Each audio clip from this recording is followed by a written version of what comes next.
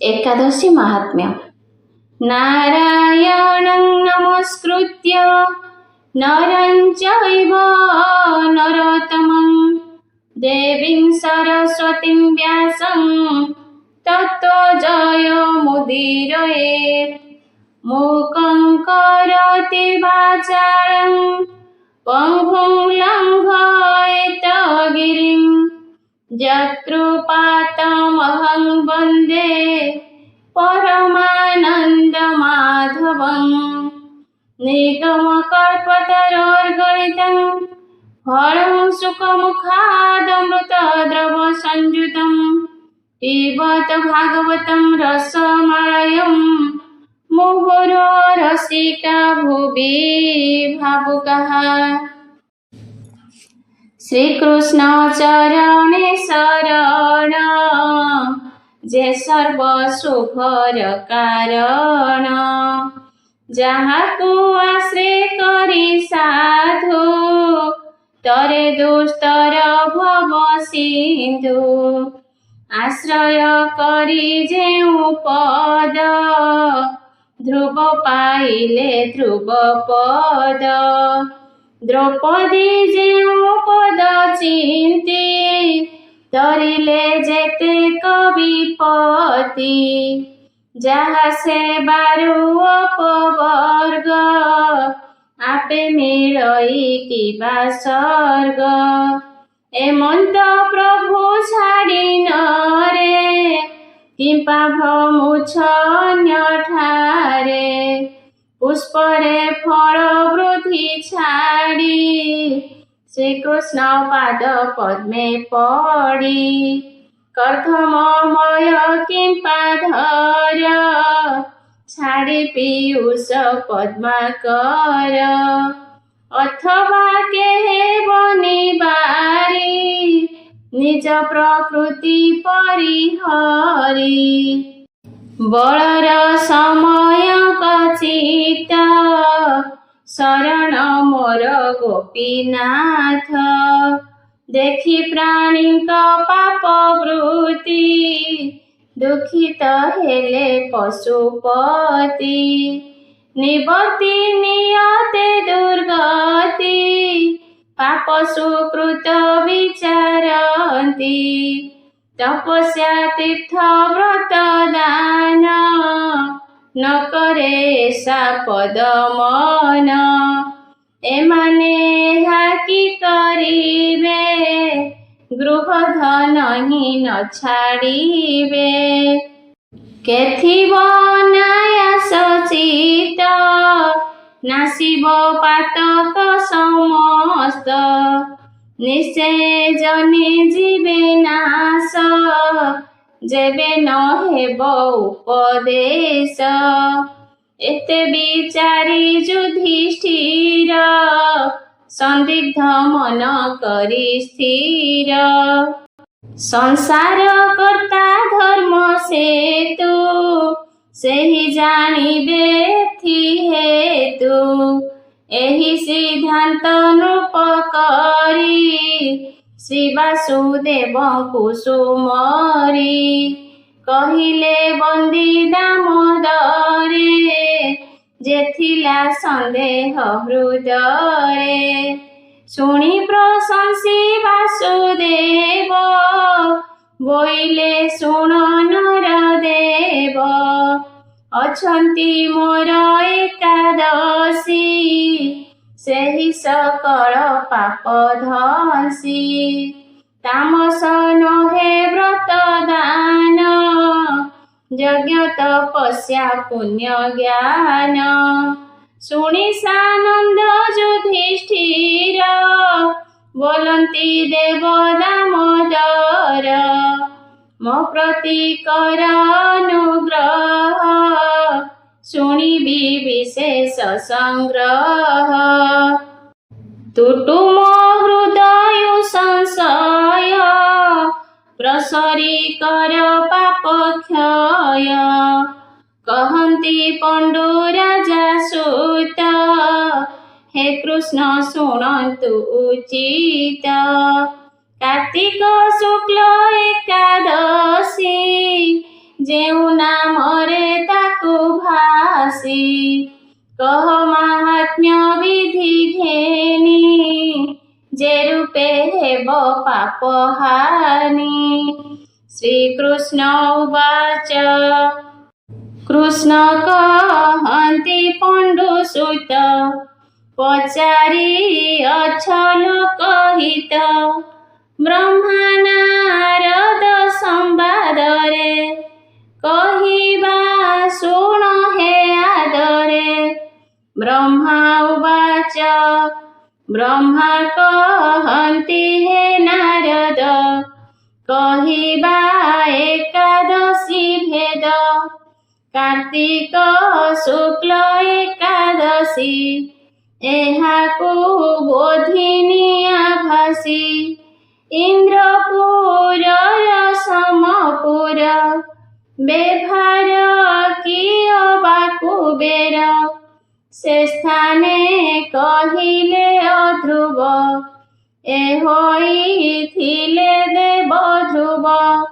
ଚନ୍ଦ୍ରଭାଗା ଉବାଚ ଅଛନ୍ତି କେଉଁଠାରେ ପ୍ରିୟ ସେଠାକୁ ବିପ୍ରେ ମତେ ନିଅ ଦେଖିବି ପ୍ରିୟ ମୁଖ ଯାଇ ଆପଣା ପୁଣ୍ୟ ଭାଗ ଦେଇ କରିବି ସେ ସ୍ଥାନକୁ ଧ୍ରୁବ କର ଯେ ରୂପେ ଦେଖାଯିବ ଦୁଇ ବି ଯୋଗୀ ଜନ ଯୋଗ କରି ପାଇବ ପୁଣ୍ୟ ଭାଗ।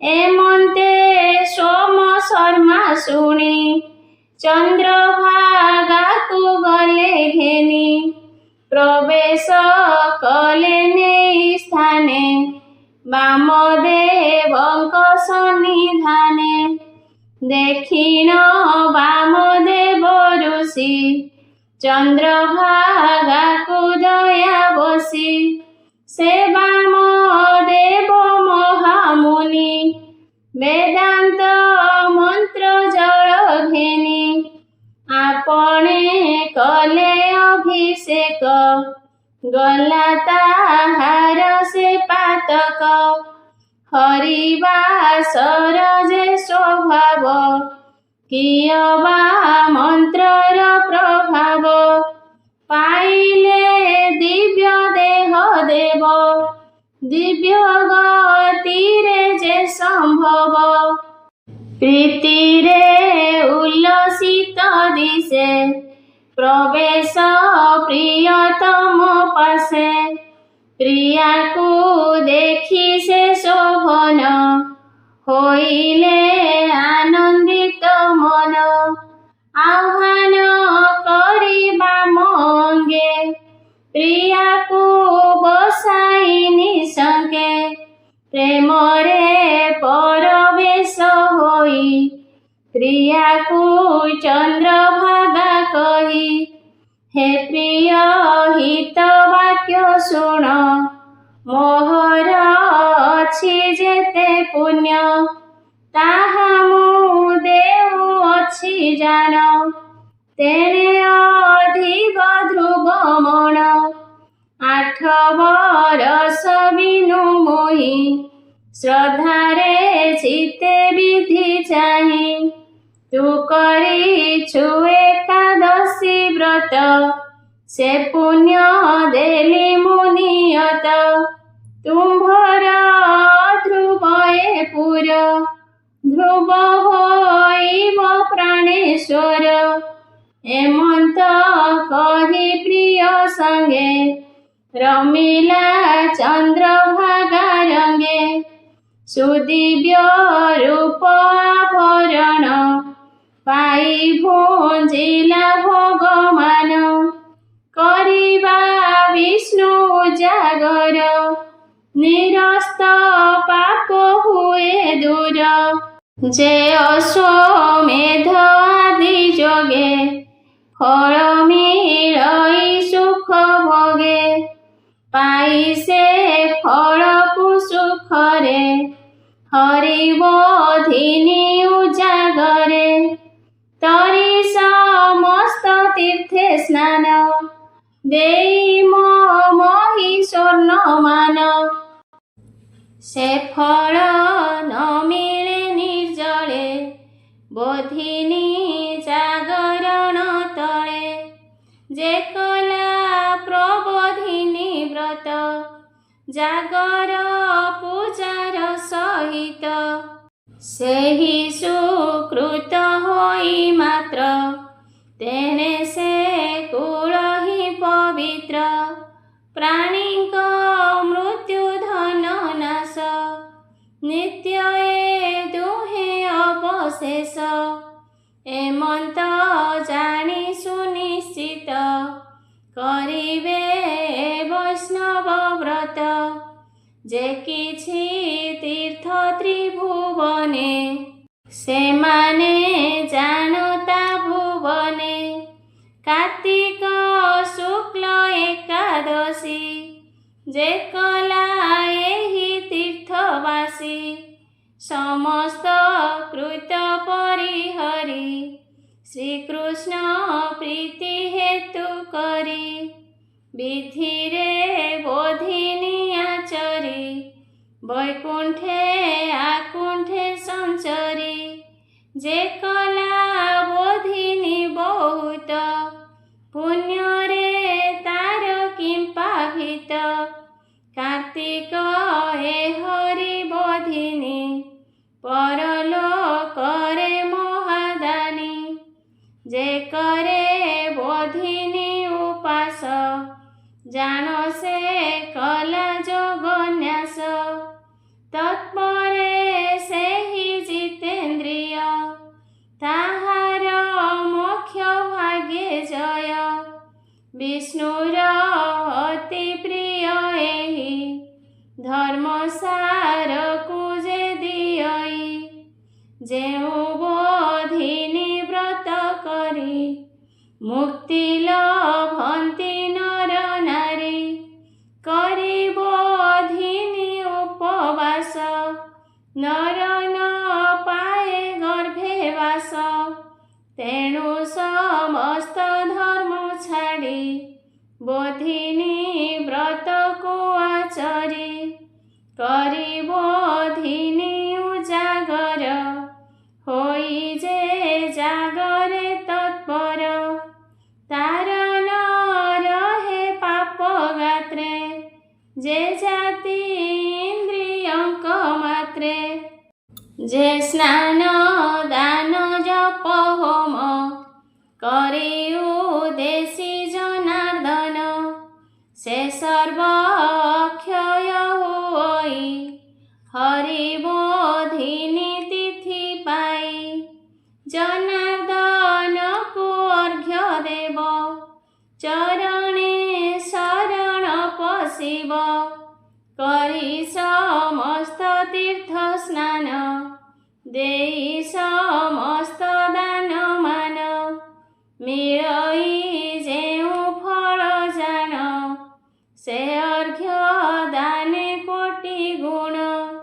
ତଦନ୍ତେ ଭୋଜନ ବସନେ, ପୂଜା କରିବ ଗୁରୁଜନେ। ଦକ୍ଷିଣା ଦେଇ କର ହୃଷ୍ଟ, ଯେଣୁ ତାତ ସେ ହରି ତୁଷ୍ଟ। ଯେ ପଢ଼େ ବୈଷ୍ଣବ ପୁରାଣ, ଯେ ଅବା କରଇ ଶ୍ରବଣ। ପ୍ରତ୍ୟକ୍ଷ ଦେଇ କପିଳାକୁ, ଯେ ଫଳ ମିଳଇ ତାହାକୁ। କାର୍ତ୍ତିକେ ହେ ମୁନି ସତମ, ଯଥୋକ୍ତ କରେ ଯେଉଁ ଜନ। କରଇ ଏ ବୈଷ୍ଣବ ବ୍ରତ, ମୁକ୍ତି ତାହାର ସୁନିଶ୍ଚିତ। କେତକୀ ପତ୍ରେ ପୂଜା ପାଇ, ଲକ୍ଷ୍ମୀ ସହିତେ ଲକ୍ଷ୍ମୀ ସାଇ। ସୁପ୍ରୀତ ହୁଅନ୍ତି ସେ ଜାଣ, ଯେ ଭକ୍ତି ମୁକ୍ତିର କାରଣ। ଅଗସ୍ତ୍ୟ କୁସୁମେ ଯେ ଜନ, ପୂଜା କରଇ ଜନାର୍ଦ୍ଦନ। ନରକ ଅଗ୍ନି ତାକୁ ଦେଖି, ଲଭଇ ଯଥା ଜଳେ ଶିଖି। କାର୍ତ୍ତିକେ ମୁନି ପୁଷ୍ପେ ପୂଜା, ଭାଇ ସେ ଦେବ ଦେବ ରାଜା। ଦିଅନ୍ତି ଅଭିମତ କାମ, ଯାବତ ସ୍ଥିତ ଏ ଆର୍ଯ୍ୟମ। ଯେ ସର୍ବ ପୁଷ୍ପ ଛାଡ଼ି କରି, ମୁନି ପୁଷ୍ପରେ ପୂଜେ ହରି। ବିଶେଷ ପ୍ରବୋଧିନୀ କାଳେ, ଯୁକ୍ତ ଯେ ଅଶ୍ୱମେଧ ଫଳେ। ତୁଳସୀ ମୁନି ପୁଷ୍ପେ ହରି, ଯେ ପୂଜେ ପ୍ରବୋଧିନୀ କରି। ଯାଏ ସକଳ ପାପ ତାର, ଯେ ଅବା ଜନ୍ମୟତର। ତୋଳି ତୁଳସୀ ଦଳ ମାନ, କିଅ ବା ଅଗସ୍ତି କୁସୁମ।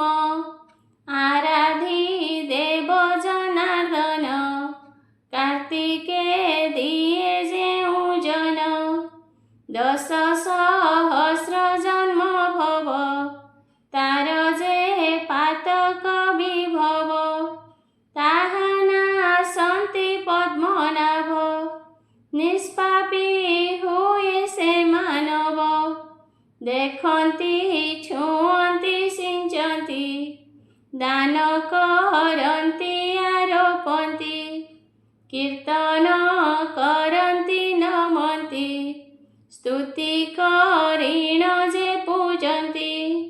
କରନ୍ତି ମହାପାପ ମାନ, ପୁଣ୍ୟବାନରେ ସୁଶୋଭନ। ପ୍ରସଙ୍ଗେ ମାହାତ୍ମ୍ୟ ଏହାର, ଶୁଣ କହିବା ଯୁଧିଷ୍ଠିର। ପୂର୍ବେ କୈନୃପସୁତ, ନାମରେ ମୁଚୁକୁନ୍ଦ ଖ୍ୟାତ। ମହେନ୍ଦ୍ର କୁବେର ବରୁଣ, ସମନ ଅଗ୍ନି ବିଭୀଷଣ। ଯାହାର ସୁସ୍ୱଭାବ ବଳେ, ଏମାନେ ସ୍ନେହେ ମିତ୍ର ହେଲେ। ସେ ସତ୍ୟ ସନ୍ଧାନର ପତି, ବିଷ୍ଣୁଙ୍କ ଠାରେ କଲେ ଭକ୍ତି। ବହୁତ ଭୂମି ଦାନ କଲେ, ସତତ ବୈଷ୍ଣବ ପୂଜିଲେ। ରାଜ୍ୟକୁ ଅକଣ୍ଟକ କରି, ପାଳିଲେ ଧର୍ମ ଅବଧାରୀ। ଜନ୍ମିଲା ଦୁହିତା ତାଙ୍କର, ରୂପେ ମୋହିଲା ସର୍ବନର। ପ୍ରାକ୍ତନ ଜନ୍ମ ଅନୁସାରେ, ଦେଲେ ଚନ୍ଦ୍ରଭାଗା ନାମରେ। ଚନ୍ଦ୍ରସେନର ଯେହୁ ସୁତ, ନାମରେ ଶୋଭନ ବିଦିତ। ଆନନ୍ଦେ ଶୋଭନକୁ କାଳେ, ଚନ୍ଦ୍ରଭାଗାକୁ ବିଭା କରେ। ଦୈବ ଯୋଗରେ ଏକାଦଶୀ, ମିଳିଲା ନିକଟରେ ଆସି। ଚନ୍ଦ୍ରଭାଗାର ମନେ ତାପ, ହୋଇଲା ଦେଖି ତାଙ୍କ ରୂପ। କି ହେବ ପ୍ରଭୁ ଦୟାନିଧି, ଆଜ ତ ଏକାଦଶୀ ବିଧି। ମୋ ଭର୍ତ୍ତା ଅତ୍ୟନ୍ତ ଦୁର୍ବଳ, କ୍ଷୁଧାରେ ହୋଇବେ ବ୍ୟାକୁଳ। ଉଗ୍ର ଶାସନ ମୋର ତାତ, ଯାହାର ଡିଣ୍ଡିମ ବିଦିତ। ହରିବାସରେ ନ ଭୁଞ୍ଜିବ, ଅନ୍ୟଥା ମୋର ଦଣ୍ଡ ହେବ। ଡିଣ୍ଡିମ ଘୋଷ ଆପେ ଶୁଣି, ଶୋଭନ ମନେ ଭୟ ଘେନି। ପ୍ରିୟକୁ କହିଲେ ଉପାୟ, ଦେବ ଅନ୍ୟଥା ମୋ ପାୟ।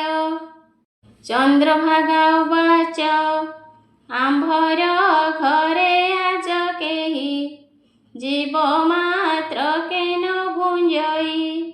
ତୃଣକୁ ଅବାବାରି, ତୋ ପିତା ଦେଇଛନ୍ତି ବାରି।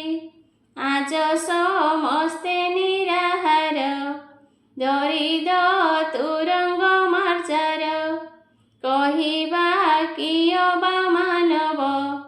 ଧୈର୍ଯ୍ୟ ଧରନ୍ତୁ ପ୍ରାଣଧବ ହରିବୋଧିନୀ ଉପାସନ କରି ମାଧବ ସମର୍ଥନ କରି ଯାଆନ୍ତି ସତ ଜନ୍ମ ମହାପାତକ ଜୟଜନ କଲେ ବୋଧିନୀ ମହାବ୍ରତ ମହାପାତକ ହୁଏ ହତ ତେଣୁ ବୋଧିନୀ ଉପବାସ ବିଧିରେ କରିବ ମନୁଷ୍ୟ ଏ ବ୍ରତ ତୋଷି ଭଗବାନ କରି ଦିଗକୁ ସ୍ୱଭାବନ ବୈକୁଣ୍ଠକୁ ଯାଏ ଜନ ଚଢ଼ି ଉତ୍ତମ ଦେବଯାନ ଏଣୁ ଏ ବ୍ରତ ଯତ୍ନେ କର ପାଇବ କୀର୍ତ୍ତି ପୁରସ୍କାର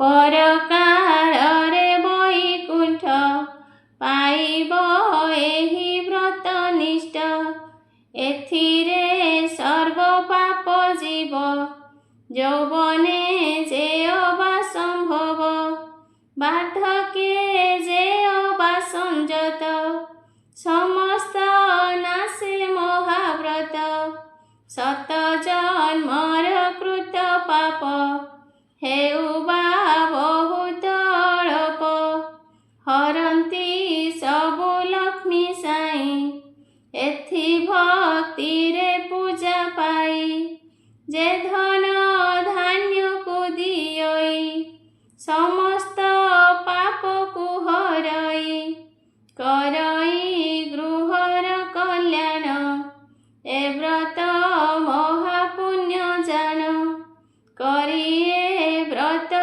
ଉପବାସ ଭକ୍ତିରେ ତୋଷି ହୃଷିକେଶ ଯାହାର ପାପ ନାୟାସ ସେ ଜାଣେ ବଲ୍ଲଭ ବିଶେଷ ସେ ଚନ୍ଦ୍ର ସୂର୍ଯ୍ୟ ଉପରାଗେ ଫଳ କୀର୍ତ୍ତିତ ଅଛି ଆଗେ ତହୁଁ ସହସ୍ର ଗୁଣ ଯୁତ ବୋଧିନୀ ଜାଗରେ ସୁକୃତ ସାଧ୍ୟ ଯେ ବା ଜପ ହୋମ ଯେ ଦାନ ହରି ସମର୍ଚନ ଏ ସର୍ବ ହୋଏ ସତେ ଗୁଣ ଯେବେ ବୋଧିନୀ ଦିନ ଜାଣ ଜନ୍ମ କାଳରେ ଯେତେ ପୁଣ୍ୟ କ୍ଲେଶରେ ଅର୍ଜିଥାଇ ଧନ ସେ ସର୍ବ କାର୍ତ୍ତିକ ଭାବେ ହୁଅନ୍ତି ଗଣା ଅସମ୍ଭବେ ଅବଧି କରି ଯେ କାର୍ତ୍ତିକ କରଇ ବୈରାବଲୋକ ନ ପଡ଼େ ତାର ଅନ୍ତ ଲୋଭେ ସେ ଚାନ୍ଦ୍ରାୟଣ ଫଳ ଲୋଭେ ସେ ନିତ୍ୟ ଧର୍ମ ଶାସ୍ତ୍ର ବାଦେ ନିୟଇ କାର୍ତ୍ତିକ ଆନନ୍ଦେ ଏ ରୂପେ ନିତ୍ୟ ଏ ପ୍ରକାରେ ଯେ ଭକ୍ତି କରନ୍ତି ସତ୍କାରେ ତୁଳସୀ ଦେବୀ ପ୍ରସାଦରେ ସେ ନ ପଡ଼ନ୍ତି ପ୍ରମୋଦରେ କୋଟି ସହସ୍ର ଯୁଗ ତପ ଫଳ ପାଆନ୍ତି ନିରାପଦ ଯେ ରୂପେ ଫଳୁ ବୀଜ ପଡ଼ି ଭୂମିରେ ଜନ୍ମି ଯାଏ ବଢ଼ି ସେ ରୂପେ ବଢ଼ଇ ସେ କୂଳ ସର୍ବଦା ହୁଏ ନିରାକୁଳ ଆକୁଳ ଯୁଗ ସହସ୍ରାନ୍ତ ଏ ବଂଶ ବୈକୁଣ୍ଠେ ବିଶ୍ରାନ୍ତ ସମସ୍ତ ତୀର୍ଥେ ସ୍ନାନ କରି ସମସ୍ତ ଯାଗମାନ କରି ଯେ ରୂପେ ତୃପ୍ତ ଲକ୍ଷ୍ମୀ ସାଇଁ ତୁଳସୀ ଦଳେ ପୂଜା ପାଇ ରତ୍ନ କାଞ୍ଚନ ସମୀଚନେ ସେ ରୂପେ ନୁହନ୍ତି ଏମାନେ ଗୋବିନ୍ଦ ପ୍ରିୟା ଅଟେ ଯେଣୁ ତୁଳସୀ ଦଳେ ପୂଜ ତେଣୁ ବିଶେଷ କାର୍ତ୍ତିକେ ନାରଦ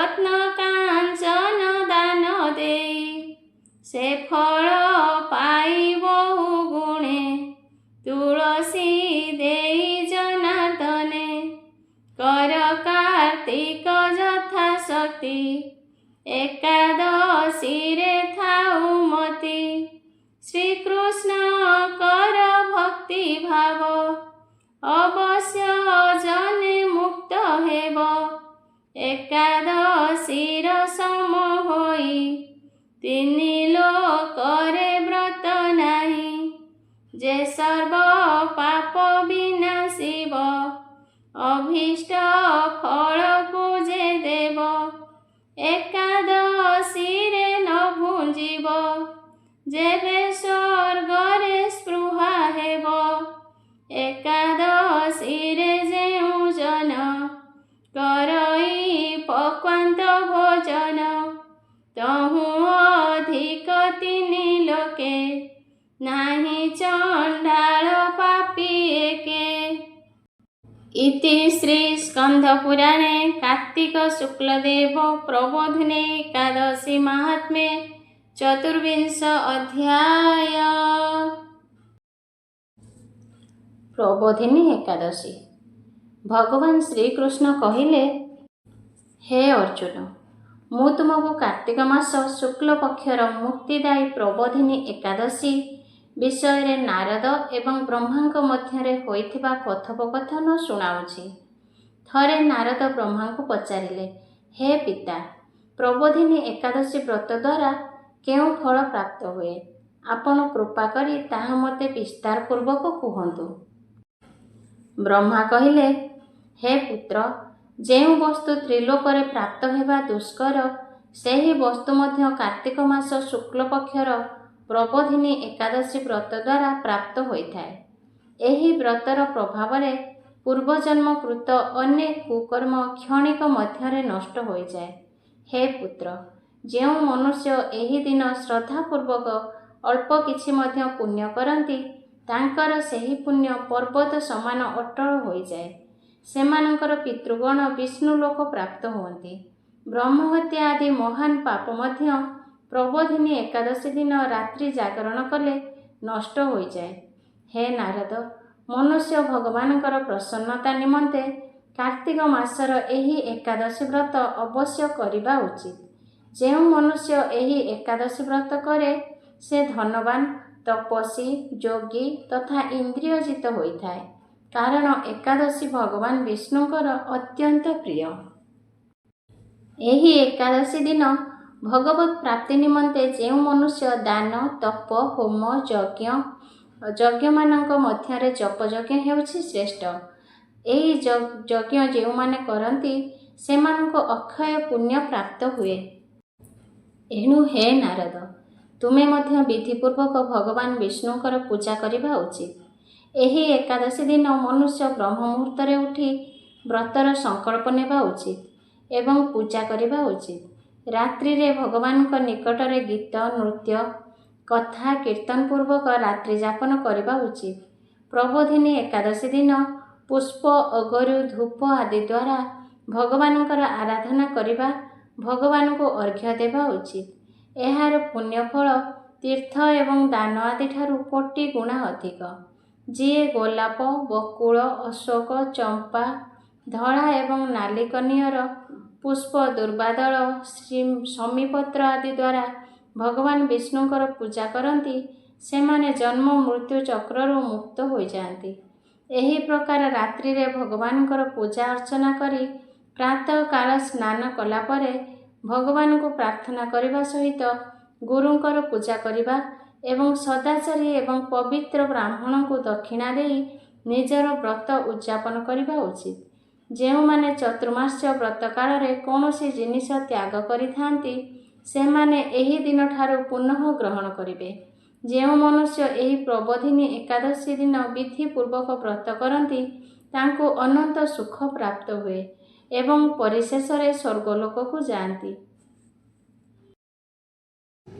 ବୃନ୍ଦାଏ ତୁଳସୀ ଦେବେ ପ୍ରିୟାଏ କେଶବସ୍ୟ च विष्णु भक्ति प्रदे देवी सत्यवते नमो नमः। तुलसी वंदना। वंदई तुलसी चरण करमा संताने कल्याण। महानित्य धामे निवास नारायणे करिण तोष। तू माता विष्णु मनोहारी सापे आसीछु अवतरी। सत्य जुगरे सत्यवती पराशरंक प्रियती। व्यासदेवंकु धरि गर्भे लीला करिलु एहि भवे। मालती रूपे त्रेतयारे निमग्न प्रभुंक पूजारे। द्वापरे माया दैत्य जाया त्रिपुरा नाम तोर मां। जलंधर पत्नी कड़ी रे वृंदावती नाम सेठारे। एथु अंते तुलसी नामे पूजा पाउछु मर्त्य धामे। तो मुख जे करे दर्शन सकल पाप हुए लीन। जे नारी तोर वृक्ष मूले गोमये लिपिबती जाले। भक्ति रे पूजई चरण से लोभे अशेष कल्याण। तो मूले गंगाकर स्थान शाखारे प्रभु नारायण। पत्रे देवा देवी गण तो से करंती विचरण।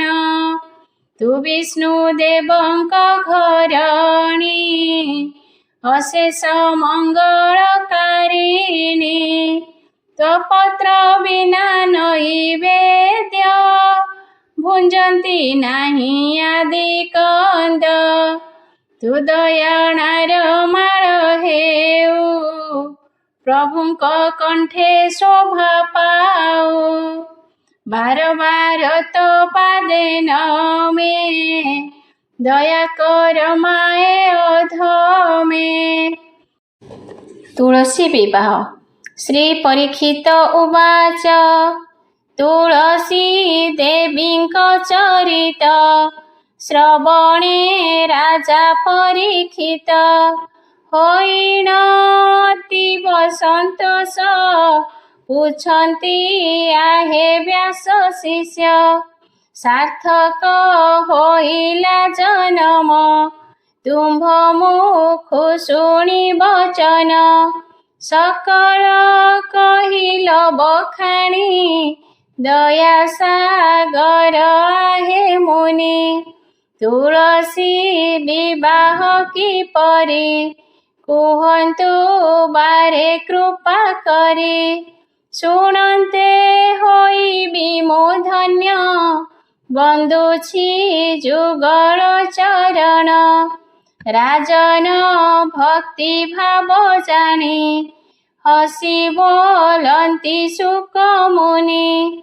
श्री शुक उवाच शुणन्तु हस्तिना नरेश पुछिल मते जा संदेश। पद्म पुराणर नियम आनंदे करन्तु श्रवण। विष्णु जामलांक मतरे जेबे उत्तरायण रे। गुरु शुक्रंक उदय मनरे न कर संशय। अथवा कार्तिक मासरे भीष्म 5 दिन मध्यरे। शुक्ल एकादशी कार्तिक तहु पूर्णिमा जाए देख। ए पवित्र 5 दिन रे विवाह 3 क्षेत्रादिरे। ପୂର୍ଣ୍ଣିମା ତିଥି ବିଶେଷତଃ ବିବାହ ପାଇଁ ଉପଯୁକ୍ତ। ପଦ୍ମ ପୁରାଣଙ୍କ ମତରେ ବୈଶାଖ କାର୍ତ୍ତିକ ମାଘରେ ଶୁଭ ଦିନକୁ ରଖି ଧ୍ୟେୟ କରିବ ତୁଳସୀ ବିବାହ। ବିଶେଷତଃ କାର୍ତ୍ତିକ ମାସ ଶୁକ୍ଳ ଚତୁର୍ଦ୍ଦଶୀ ସାରସ ବିବାହ ପାଇଁ ଉପଯୁକ୍ତ। ଶୁଣନ୍ତୁ ରାଜା ପରୀକ୍ଷିତ, ତୁଳସୀ ବୃକ୍ଷ ଗୃହେ ଥାଉ, ଅଭାବନରେ ଉଠିଥାଉ। ତାହାକୁ 1 ମାସ ଯାଏ ଜଳଦାନ କରି ବରାଏ। ଏଭାବେ ଯତ୍ନେ ବଢ଼ାଇବ, ତତ୍ପରେ ପୂଜନ କରିବ। ବିବାହ ବିଧି ଅନୁସାରେ ବେଦୀ ନିର୍ମାଣିବ ସେଠାରେ। କୁଣ୍ଡ ଓ ମଣ୍ଡପ ନିର୍ମାଣ ଅତି ଯତ୍ନେ କରିବ ଶୁଣ। ଆଚାର୍ଯ୍ୟ ଓ 4 ବ୍ରାହ୍ମଣ ରତିକ କରିବ ବରଣ। ଶୁଣ ବିବାହ ପୂର୍ବ ଦିନ ସସ୍ତ୍ରୀକ ହୋଇ ଯଜମାନ। ବ୍ରାହ୍ମଣ ଆଚାର୍ଯ୍ୟ ସହିତ ପାଳିବ ଉପବାସ ବ୍ରତ। କୃଷ୍ଣଙ୍କୁ କରି ନିମନ୍ତ୍ରଣ, ସାୟଂକାଳେ କର ଅର୍ଚ୍ଚନ। ପଞ୍ଚୋପଚାରେ ପୂଜା କରି ହସ୍ତେ ମାଲ୍ୟ ଚନ୍ଦନ ଧରି ତାହାଙ୍କୁ କରିବ ଅର୍ପଣ। ଲଭିବ ଶେଷ କଲ୍ୟାଣ, କରିବ ପୁଣି ଗ୍ରହ ପୂଜା। ଅଷ୍ଟାଦଶ ମାତୃକା ପୂଜା, ବର୍ଷଧାରା ଓ ନାନ୍ଦି ଶ୍ରାଦ୍ଧ ହୋଇବ ପୁଣି ବିଧିବଦ୍ଧ। ସ୍ୱର୍ଣ୍ଣ ପ୍ରତିମା ବିଷ୍ଣୁଙ୍କର, ତୁଳସୀ ପ୍ରତିମା ରୂପାର ନିର୍ମାଣ କରିବେ ଦୀପରେ। ଯତ୍ନେ ସ୍ଥାପିବ ଭକ୍ତି ଭରେ, ତୁଳସୀ ଦେବୀଙ୍କୁ ତତ୍ପରେ ସଜାଇବ ନାନାଳଙ୍କାରେ। ଭକ୍ତିରେ କରିବ ପୂଜନ, ସମୟ ଗୋଧୂଳି ଲଗନ। ବିବାହର ବିଧି ବିଧାନ, ବିଷ୍ଣୁଙ୍କୁ କରିବ ପ୍ରଦାନ। ତତ୍ପରେ ଅଂଶଧିଷ୍ଣୁ ତେନ, ଏହି ମନ୍ତ୍ର କରି ପଠନ। ବସ୍ତ୍ରରେ କରିବ ବେଷ୍ଟନ, ପ୍ରତିମା ଅଚରୁକୁ ଜାଣ।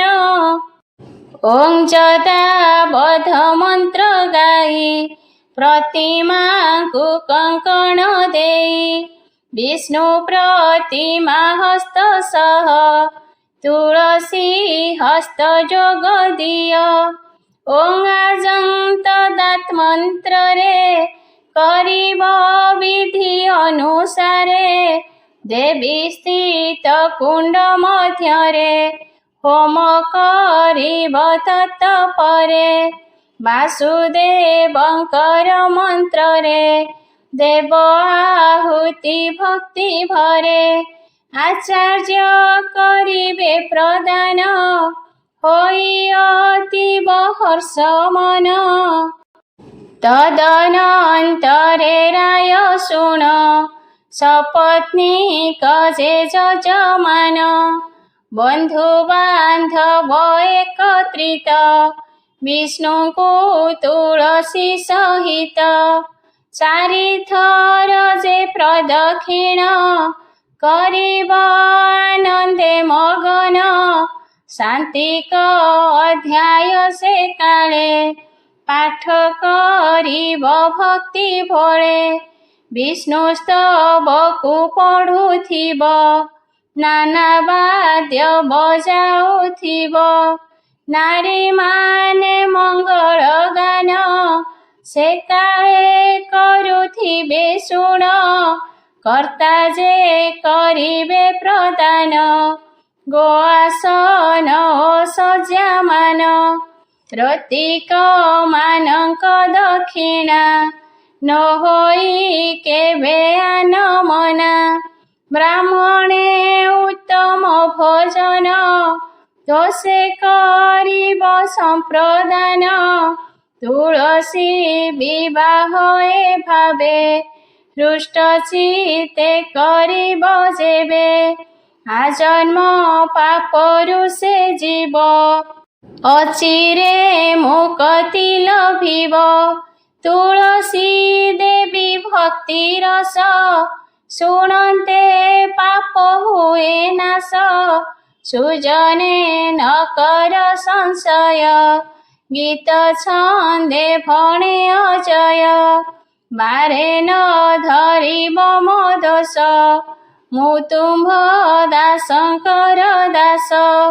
ତୁଳସୀ ଦେବୀଙ୍କ ଚରିତ, ଶୁଣିଣ ରାଜା ପରୀକ୍ଷିତ। ପୂଜିଲେ ମୁନିଙ୍କ ଚରଣ, ଅତ୍ୟନ୍ତ ହରଷିତ ମନ। ଗୋବିନ୍ଦ ହରେ ଗୋପାଳ ହରେ, नटनागर कान्हा श्याम हरे। गोविंद हरे गोपाल हरे, नटनागर कान्हा श्याम हरे।